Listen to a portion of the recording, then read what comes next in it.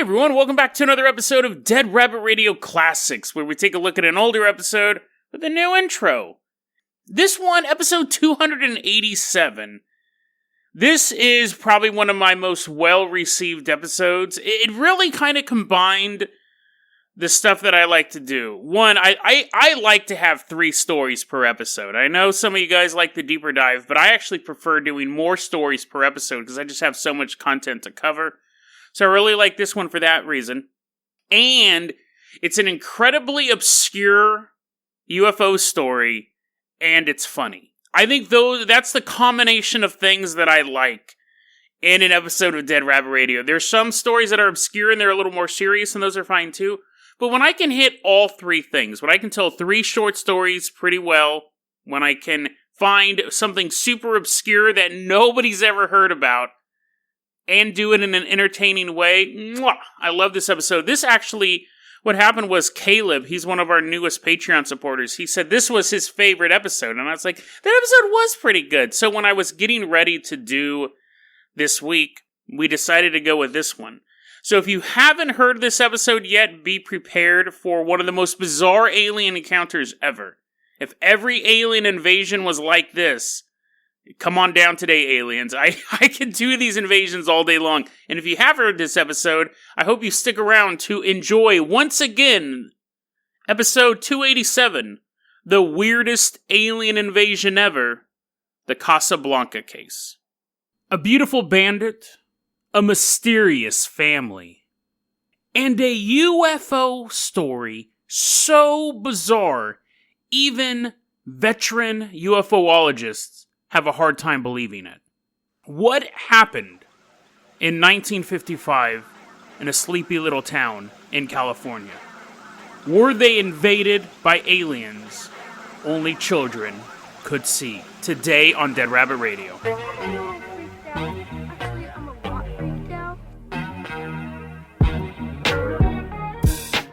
Hey everyone, welcome back to another episode of Dead Rabbit Radio. I'm your host, Jason Carpenter. I'm having a great day. I hope you guys are having a great day too. It's actually only about 2 hours since I finished the last podcast. Most of you guys know I work 3 jobs. Every so often, someone has to take a vacation at one of the jobs and I cover for them. It's once in a blue moon, but starting this week into next week and a little bit of the week after that, I'm working all 3 jobs every single day. So, I'm trying to get these episodes out when I can get them out. And that's one of the good things about doing a solo podcast. I just want to get them out once a day for you guys. So, if anything absolutely earth-shattering has happened from the time I'm recording this to the time you hear it, it's not because I ignored it. Didn't know it happened yet. I'm recording this at 11 o'clock at night. But let's go ahead and jump right into this one. I'll keep my energy level up for you. I'm drinking my Diet Mountain Dew. Choice of a generation. So, hop on board. Let's use the Jason Jalopy. So throw your bags in the back. This is going to be a long journey. We'll bring a sleeping bag, some popcorn. I don't know why popcorn. Bring food, was what I'm saying. Bring yourself some food, some delicious beverages from PepsiCo only, because they sponsor the show. No Coke, no Mr. Pibb, no Dr. Pepper either. That's just disgusting. Prune juice flavored soda. Get in the car. And also, they don't sponsor us for legal reasons. That was a joke. We're driving down the road. Beep, beep. Keep your hand off the horn. Only I can press the horn. Driving on the road. And we're pulling up to Sugar Land, Texas. This just happened August 23rd, 2019. So this happened on Friday, last Friday. It's 8:25. The darkest time of night when all the spooky stuff happens. 8:25 is quite early for this type of activity. We're parked across the street in our Jason Jalopy, eating. You brought snacks. I'm eating them too. You're like, Jason? I'm like, I thought you were on keto. I'm like, I'm taking a break. Doritos.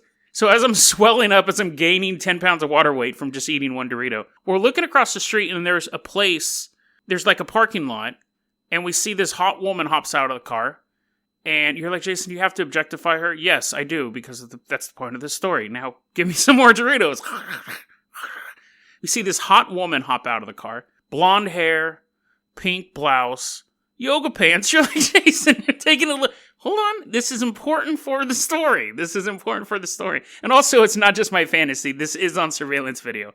Hot blonde hops out of the car, hair blowing in the wind, bead of sweat moving down her chest. No, so anyways, we see on surveillance video, this blonde woman gets out of her Mercedes SUV, walks over to a building, tries opening the door, goes back to her SUV, gets a portable power saw, and begins cutting through the window because she's breaking into the Botox RN MD Spa. It was a place where they injected Botox into people's faces. It makes your face all tight, gets rid of the wrinkles. She cut her way in and stole a bunch of Botox, and then gets in her Mercedes SUV, just drives away. They don't know who it is. They have no suspects. She's not wearing a mask. She's just walking up in her pink blouse. She looks like she just got done picking up the kids. Or, hey, I'm not going to be sexist. Maybe she just got done buying a business. Maybe she's a CEO. I don't know. Maybe she's president of the United States, Jason. Don't be sexist. So, nobody knows who this woman is. But anyways, she gets in her car and she drives away. Now, I will say this, though, police of Sugar Land, Texas. If I was a cop, I would just look for women who look permanently surprised. Their eyebrows are all lifted. No wrinkles. I'd be like, where were you Friday night? She's like, no emotion on her face. Actually, she'd be really good in an interrogation room because you wouldn't be able to read her face. It would be full of a deadly disease. And she shows no emotions. Just constantly looks like she's in shock. I'm arrested versus hello? I guess your voice doesn't change. Anyways, so be on the lookout, residents of Sugar Land, Texas. An attractive woman may actually have a face, like her entire body at this point is just 90% Botox, and she's coming for you. Let's go ahead and move on to our next story. Hop back in the Jason Jalopy. We are driving to a place that was recommended to me by Andrew. Andrew via Gmail sent me this recommendation. We are going to Yucaipa, California. So we're going there. We'll just call it the Big U. We're going to the Big U out in California. Driving up. Now, actually, it's perfect we're in the Jason Jalopy for this story, because this story requires you to be in a car. So we stopped at that gas station. You bought some beef jerky, right? Okay, awesome.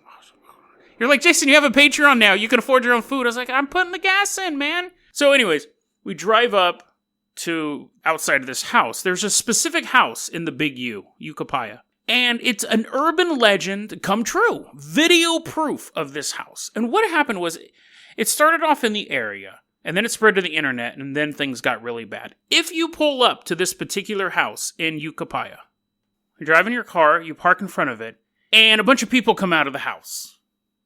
Now you're thinking, that's not unusual. And so it's funny because it's so mundane, but at the same time, it's very, very bizarre when you kind of step back and think about it. People will drive up to this house and park outside the house. And then a bunch of people come outside the house. That's the story. That's the story. That's the story of Yucaipa.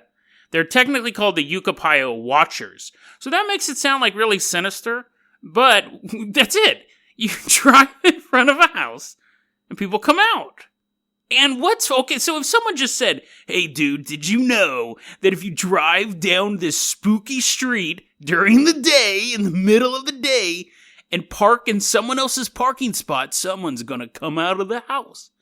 You'd be like, that's the dumbest urban legend I've ever heard. But the reason why Andrew sent this to me, it's because these guys don't just come out of their house. They come out like 4 or 5 deep and begin screaming at people in their cars. So there's tons of YouTube videos of people, just dumb kids driving in front of this house and they just park. And then like 4 dudes come barreling out of the house. They're all like Donkey Kong. They're like, get out of here, bro. Da, da, da, da. So they've made themselves into a target for people to just park the car any time of the day. And that's why they're called the Watchers. They don't just watch, but they know when you're there. People are like, we think they have cameras. Probably. But it's one of those things. I mean, again, they've made themselves a target for people parking in their front yard, which seems so, not even in the front yard. They're not driving up on the grass. They're like, oh, my petunias. It's like they just parked the car. The problem is it's gotten to the point where people in the neighborhood are like, hey, look at these local weirdos. Like in Bay Area, I've talked about him before. We had that guy named Joe Trombone, who's this crazy schizophrenic hobo who just rapped all the time.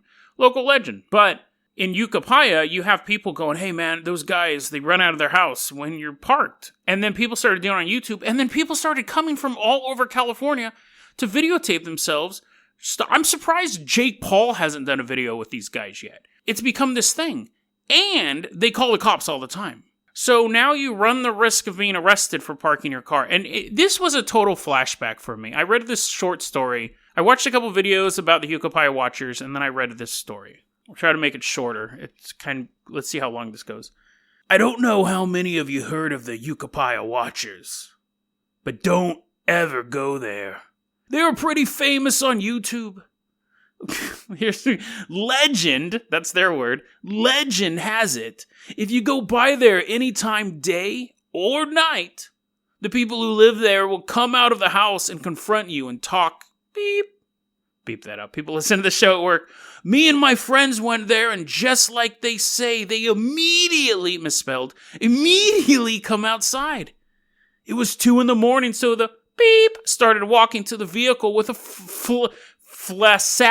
I really shouldn't make fun of people's spelling because of my pronunciations, but a flashlight shone on us, that's misspelled too, and started talking. Beep. He took down our plate and called the cops. I guess. I probably could have read that more smooth. He took down our plate and called the cops, I guess, and we got pulled over on our way back to the freeway. The officer said she knew we were at the Watchers and knew we filmed it and blah, blah. So they checked us. This is my favorite part. This reminded me of me being in my 20s. I love it. It just had this put a smile on my face when I read this last sentence. So they checked us all and looked for any excuse to arrest us since driving by a house isn't really illegal. Long story short, my friend had one Tylenol 3 on him that he doesn't have a prescription for, so they arrested him. Don't ever effing go there. Now, I'm not happy that the kid got arrested, obviously, but I remember being such a stupid knucklehead kid and just doing dumb stuff, and you'd be driving around with your buddies, and the one kid has a single pill on. I don't know why. That's so funny. Just such a flashback to what people do as kids that are idiots. So yes, I think the moral of the story is don't go to the Yucaipa Watchers. Don't have prescriptions, even a single pill on you, if you're going to do something semi-legal. But so the legend is that the Yucaipa Watchers are like satanic cult or they're meth dealers, like they have something to protect. I just think they're weirdos who have attracted more weirdness to them because of the way they react stuff. So thank you, Andrew, for the recommendation, but looking into it, I don't think there's anything sinister going on. I just think they're lunatics. For legal reasons, alleged lunatics who have, maybe think they're gang stalked, but the thing is every time they react in a crazy way, more and more people want to go out there because they see these crazy videos. So it keeps going on. The legend that I think is going to happen is they're going to end up shooting somebody, or there's going to be a serious fight. Because the people drive away real quick when they get nearby. They're like, man, that was close. Everyone take their Tylenol 3. Oh, it feels so groovy now. Driving away. But, yeah, I don't know. I think it's an interesting local legend. And because of things like YouTube, it's become far, far more popular. I mean, sometimes you can engage in behavior that makes you more likely to become an urban legend like the Yucaipa people. Okay, so we're driving away from Yucaipa. They're chasing us down the street. I'm like, oh, good thing I still have all this pain medication on me. You're like, Jason, no, you're driving. I'm like, blah, blah, blah. You take the wheelie. I'm just going to lay in the back seat for a while and be constipated. And you're like, where are we going, Jason? I just can't drive the Jason Jalopy wherever I want. Or can I? And you try to take it back in time, but I'm like, no, don't do that. Only I can activate the magical powers of the Jason Jalopy. We are going to Casa Blanca. And you're like, yes, play it again, Sam? I'm like, no. We're going to Casablanca in 1955. You're like, yes. Is that when the movie came out? I'm like, no. Actually, I don't know when that movie came out. It might have come out in 1955. No. We're going to Casablanca, California. So we're almost there. We're going to Riverside County. So go ahead, hit that button right there. Take us back to the year 1955. The car does not sound that smooth. It actually sputters and barely gets us to 1955 Casablanca, California. And I'm going to tell you a story. It was a beautiful day in the neighborhood. 2 p.m. Kids are out playing, flying kites, eating apples, having fun. And there's a group of 8 kids wrestling. Well, technically only 2 of them are wrestling, but the other 6 are like, fight, fight, fight. And we have a dude named Kermit Douglas. His body's all oiled up, ready to go. And then an unnamed kid who I'm imagining is wearing like a unitard. He's like, come get some, big chest hair. They're wrestling in Kermit's yard. And then they hear a ping. Kids look up in the sky. And they see a dome, like a silvery, it was like silvery and translucent dome in the sky. And it goes ping, disappears. And then they hear a ping. And they see what looks like a flying saucer, but it's flying sideways. So it's like stationary, but it looks like a circle in the sky. And they said they could see light bending around the edges of it. At this point, Kermit's like, come on, let's go. Everyone else is looking at these things. Kermit's like, what? He looks up, he sees it, and he's like, oh, I better stop wrestling. Bing! Disappears. Bing! The dome appears. Bing! Disappears. Bing! Sideways flying saucer appears. Bing! Disappears. And the two vehicles start going ping, ping, ping, ping, appearing and disappearing in front of these kids. Now, one of the kids is like, this is not good. I'm out. And he runs away, and he runs home, and he tells, Mom, there's some stuff pinging out there. You gotta come out and see what's in the sky. Now, of course, she's probably like, oh, great, got into his dad's acid again. But she's like, looks out the window, she's like, I don't see nothing. And the kid's like, aw, Mom. He runs back to join his friends to see if this is still going on. His mom couldn't see anything, though. He goes back and he goes, hey, so what happened with those UFO things? And the kids go, in unison, all 7 of them go, no, just joking. They go, they went away. You ran to go tell your parents, and then they just disappeared. And the kid's like, oh, shucks. What do you want to do now? You want to kick the can? And then, ping, the dome appears again. Ping. And they start alternating again, and the kids are like, oh, okay. Now this is creepy. Because at the first point, they're thinking, oh, maybe we're seeing something wrong. Maybe it's a UFO. But once a kid went to go tell their parent and it went away, it's almost like a stranger in the bushes, like, hey, you want to come play with me? I'm going to go tell my mom. And then he leaves, gets in his van, drives away. But then you come back and you're like, oh, Mom doesn't care. You go back, he crawls back in the bushes. That's creepy. So the fact that he left to go tell his parents made it stop. They're like, oh, it's kind of stranger danger, right? And they didn't have stranger danger back then. Lights are blinking, ships are coming in and out of existence. And then they see the dome ship go, 1950s sound effects. It's like bobbling, like it's attached to a string. They see it land in a football field about a half block from Kermit's house, and it just goes, it's hovering about 3 feet off the ground. So they're like, come on, guys, Goonies never quit, or whatever that stupid saying is. They start never say die, whatever. They're running through the yard to get to where the dome is, and then they see it. They all turn to their left or right, it doesn't matter. It's by Kermit's house. They see an alien. And they describe this alien as this. It had like a roundish head, like a normal head, big red round eyes, taking up a good portion of its face. A big red round mouth. It didn't have a nose. It had 4 little dots kind of spaced around its cheeks. And they said they shimmered like diamonds. It had arms, little arms moving around. But it had no legs. Its body actually tapered off like Casper the Ghost. So I know what you're thinking at this point.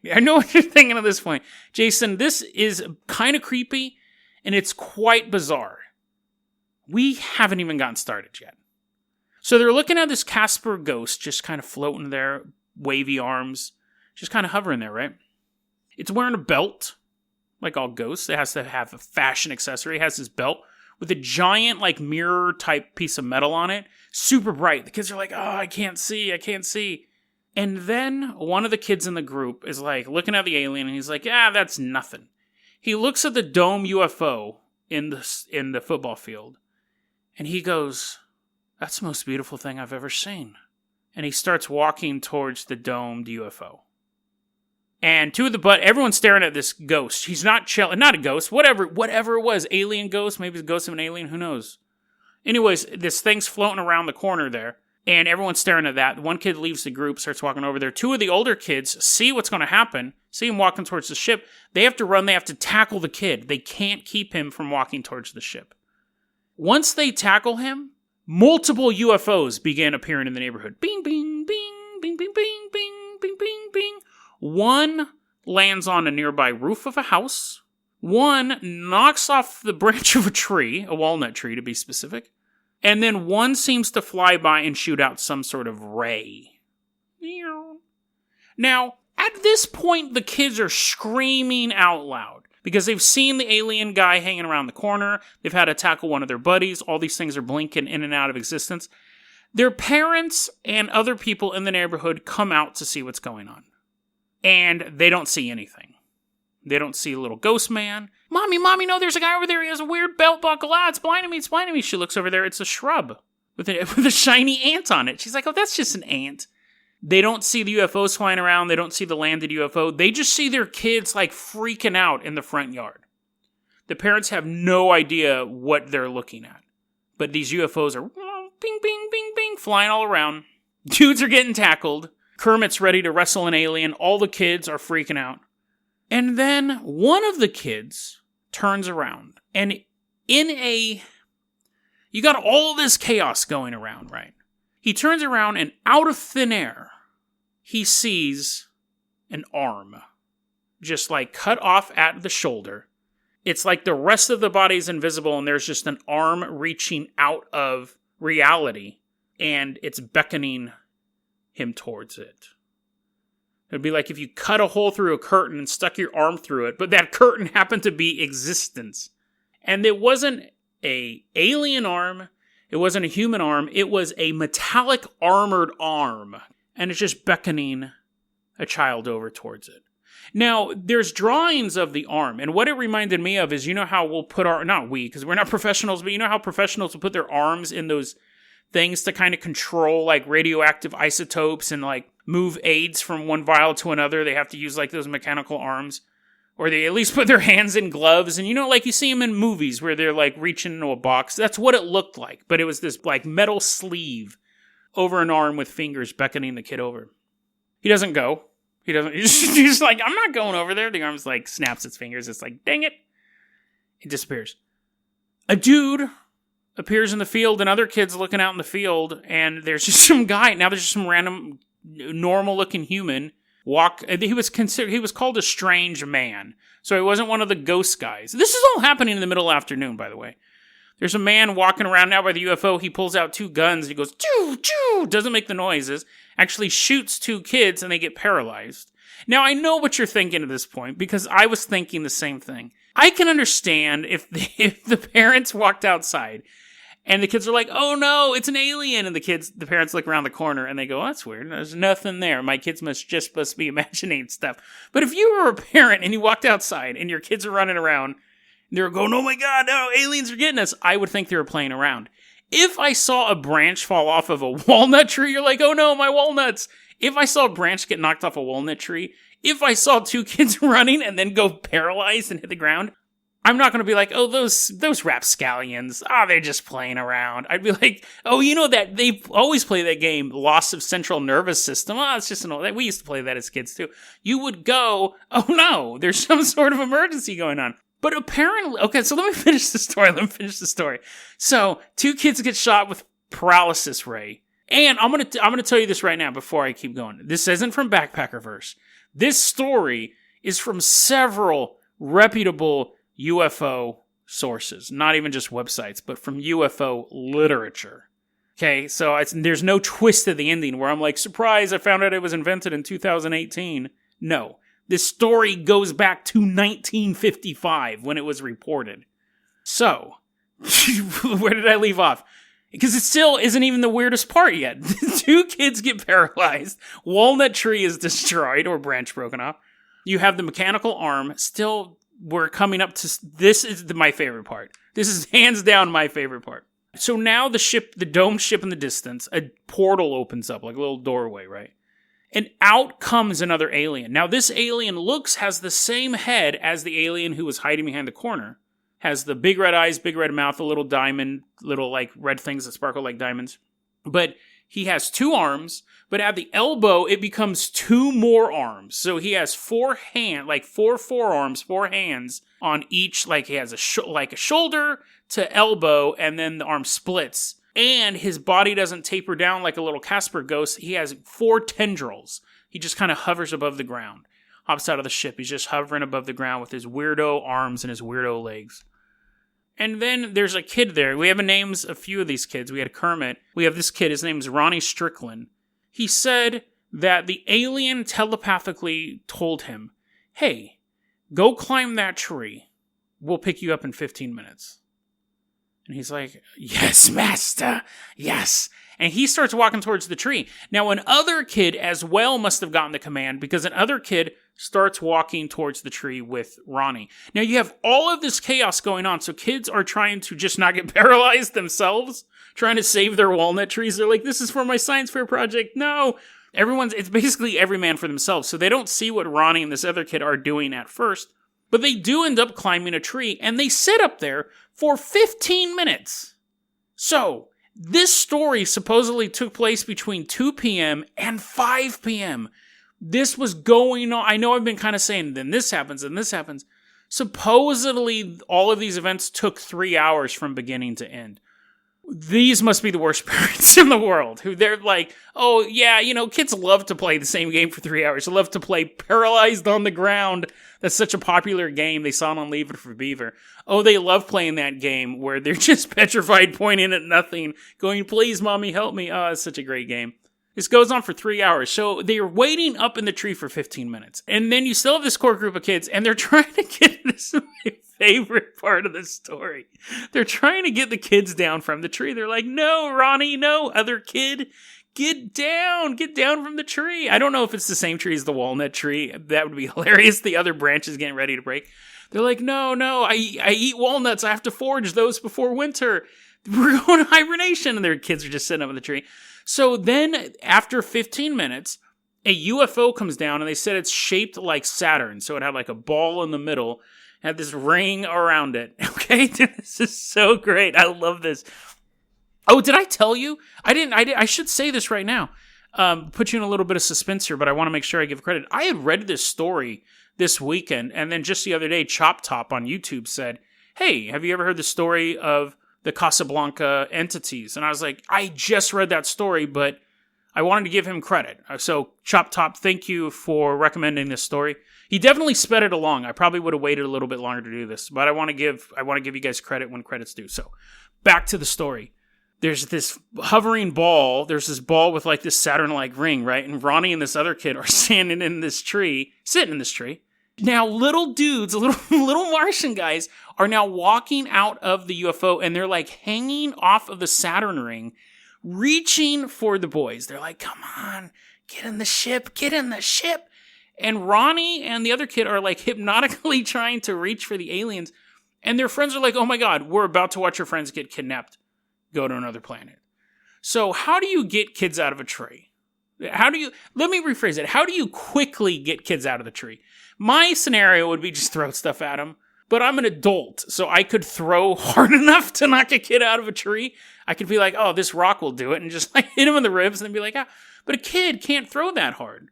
So they go and they grab a hose, right? They go and they grab a hose and they're like, hit it. And they turn the water on and they straight up start blasting these kids. They're in a tree. They're blasting these kids with the hose, thinking, actually, they're not trying to knock the kids out of the tree. They're trying to wake them up. So don't throw rocks if a kid is hypnotized in a tree. They start blasting their friends with this hose. And Ronnie's like, what? He wakes up from his hypnosis. And he sees these little guys like hanging off of the ship. And they're like, we'll get you next time. And Ronnie climbs down the tree. But the other kid is still hypnotized. And they're just blasting this kid with this hose. And then finally he falls. He falls out of the tree. The aliens can't get him. So he falls out of the tree.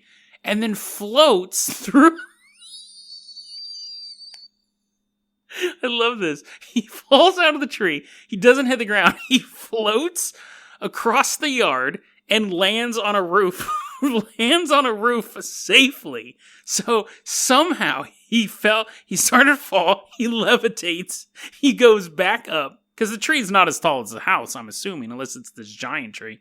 He falls out of the tree, he slowly levitates, he ends up on the top of the house, walks off the house. He walks off the house after just being magically levitated across the yard. These kids are watching their friend. They're about to see him fall out of the tree. They're like, oh no. And then something catches him. He slowly glides through the air. They're like, oh, good. And then he just takes a step and falls off the house. He lands on his head. He falls off a 2-story house, presumably. Even a 1-story house. But he falls off the house. He lands right on his head. And then all the UFOs disappear. So, that is the story of the Casablanca entities. And I'm reading that, and I read about it on the Cryptopia website, which has been a huge resource for this show in the past week or two. I found a lot of great stories from that. And I read it and I go, there's no way this story's true. And I actually had a really hard time finding backup resources for it. And I thought, this is the only site where I could find the story. I go, this is most likely fake, or the author's just having a joke. Maybe there's an April Fool's story or something like that. But I spent the past 2 days, every so often I'd kind of go back to it looking for references. And he mentioned a couple authors. And he's like, this UFO author covered this story, but he wasn't really saying what sources I could find it at. And so right before I decided to do this story today, because I was talking to Chop Top on YouTube, decided to do the story today, and originally I was going to say there's only one source for this, it's this one website, but I went back, revisited his article, found the name of an author, typed in that name of the author, Casablanca Entities, found a paper he wrote that includes this story, along with very well-known UFO story, the Kelly Hopkins story, the Hopkinsville story, or whatever, Kellysville. It doesn't matter. It's a little goblin story that's fairly well known, that there's a house and a bunch of goblins attack it. Kelly Hopkins. It doesn't matter. The point is that as stupid as this story is, it's very, very obscure, but it is listed it is written about by reputable authors. Once I was able to get that author's name, a bunch of resources popped up. I think Casablanca is just such a generic name. It was really hard to find this stuff. But once I was able to match Casablanca to the author's name, I found article after article after article detailing this stuff from, again, established UFO websites. So, is this story true?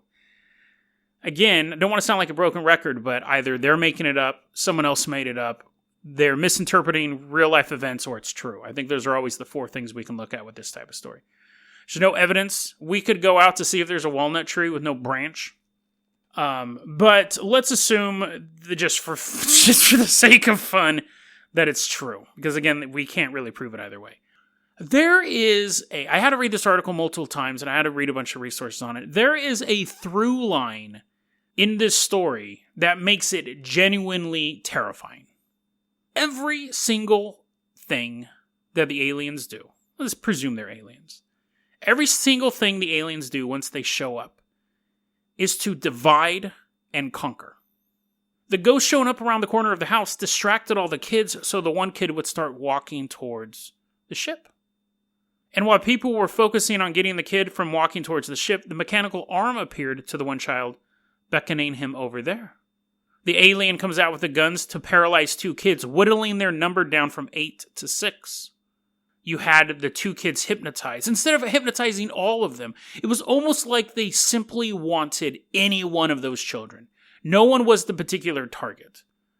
But it was all about distraction and attraction. It was a hunt. The fact that the parents couldn't see anything makes it even more creepy.